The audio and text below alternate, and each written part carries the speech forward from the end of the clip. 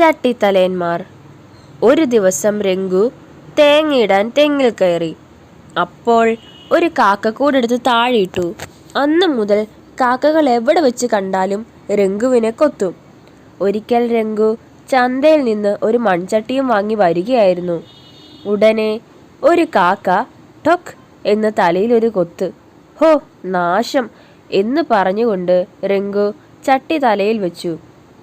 തൊപ്പി പോലെ തലയിൽ ചട്ടിയും വെച്ച് നടക്കുന്ന രംഗുവിനെ ഒരു ചങ്ങാതി കണ്ടു. എന്താ തലയിൽ ചട്ടി വെച്ചിരിക്കുന്നത്? അയാൾ ചോദിച്ചു. അയ്യോ, അല്ലെങ്കിൽ തല പൊളിയും, രംഗു കാക്കകളെക്കുറിച്ച് ഓർത്തുകൊണ്ട് പറഞ്ഞു. ഉടനെ ചങ്ങാതിയും ഒരു ചട്ടി വാങ്ങി തലയിൽ വെച്ചു. കാര്യം തിരക്കിയവരോടൊക്കെ അയാളും പറഞ്ഞു, ചട്ടി തലയിൽ വെച്ചില്ലെങ്കിൽ എന്തോ കുഴപ്പമാ. അങ്ങനെ അവരും ചട്ടി വാങ്ങി തലയിൽ വെച്ച് നടപ്പായി. ആ സമയത്താണ് കുതിരപ്പുറത്ത് രാജാവ് അവിടെ വന്നത്. നിങ്ങളെല്ലാം ചട്ടിയും തലയിൽ കമഴ്ത്തി നടക്കുന്നതെന്താ? രാജാവ് തിരക്കി. അയ്യോ, തലയിൽ ചട്ടിയില്ലെങ്കിൽ കുഴപ്പമാ, അവർ പറഞ്ഞു. രാജാവ് ചിന്തിച്ചു, ഇവരെല്ലാം ഒന്നിച്ച് ഇങ്ങനെ പറയുമ്പോൾ എന്തോ കാര്യം കാണും. രാജാവും ഒരു ചട്ടി വാങ്ങി തലയിൽ വെച്ചു. അപ്പോൾ മന്ത്രിയും എത്തി.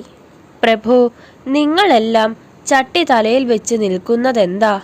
എന്തോ കുഴപ്പമുണ്ട്, മന്ത്രി ഇവരെല്ലാം പറഞ്ഞു.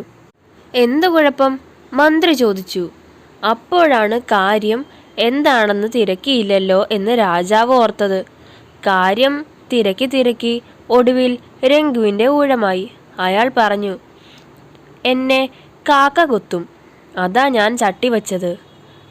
ഇവരുടെ കാര്യം എനിക്കറിയില്ല പ്രഭു. അപ്പോഴാണ് രാജാവിന് മണ്ടത്തരം മനസ്സിലായത്. മന്ത്രി ചിരി അടക്കാൻ പാടുപെട്ടു. അത് കണ്ട് നാണിച്ചു പോയ രാജാവ് ജാള്യത മാറ്റാനായി പറഞ്ഞു, മന്ത്രി, മൺചട്ടി തലയിൽ വെച്ചാൽ നല്ല തണുപ്പ് കിട്ടും, മുടി വളരാൻ നല്ലതാ, ഹിഹി. ഇങ്ങനെ പറഞ്ഞ് രാജാവ് വേഗം തടിതപ്പി. പിറ്റേന്ന് മന്ത്രിയെ കാണാൻ മന്ത്രിമന്ദിരത്തിലെത്തിയ രാജാവ് അമ്പരന്നു. കഷണ്ടിക്കാരനായ മന്ത്രി മുടി